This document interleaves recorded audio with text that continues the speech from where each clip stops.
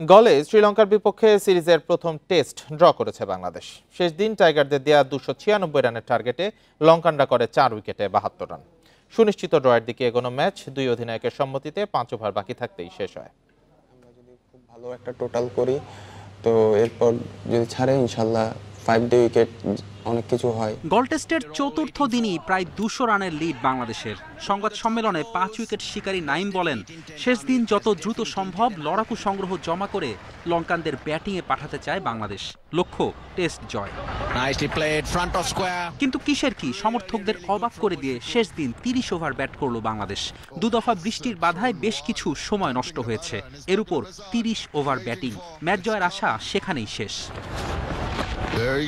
নাজমুল শান্ত 2 ইনিংসে সেঞ্চুরি করে বিরল কীর্তি গড়েছেন ঠিকই, কিন্তু ধীর গতির ব্যাটিংয়ে টেস্ট জয়ের কোনো তাড়না দেখা যায়নি টাইগার অধিনায়কের মাঝে। লঙ্কানদের 296 রানের টার্গেট ছুড়ে দিয়েছে বাংলাদেশ। দিনের বাকি তখনও 37 ওভার। অথচ প্রায় 300 রানের এই টার্গেটই দ্রুত গতিতে ব্যাট করে ছুড়ে দেয়া যেত। সেক্ষেত্রে টাইগার বোলাররা 10 থেকে 15 ওভার বেশি পেত শেষ দিন, যা নিশ্চিতভাবে শঙ্কায় ফেলত লঙ্কান ব্যাটারদের। আক্ষেপ আরও বাড়ে যখন 48 রানেই লঙ্কানদের 4 উইকেট তুলে নেয় তাইজুল নাইমরা। থিঙ্ক ট্যাঙ্কের দুর্বলতায় পঞ্চম দিন উইকেটের সুবিধা কাজে লাগাতে পারল না টাইগার বোলাররা। টেস্ট জিততে দূরদর্শী চিন্তা, ঝুঁকি নেওয়ার সাহস গুরুত্বপূর্ণ। 12 বছর পর 26 টেস্ট পর গলে কোনো টেস্ট ম্যাচের ফল এলো না।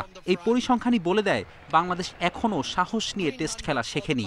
এই দায় শুধু অধিনায়কের না, সিমন সালাউদ্দিন কোচিং প্যানেলেরও দূরদর্শিতার অভাব। ফেরদৌস ইসলাম, ইন্ডিপেন্ডেন্ট নিউজ।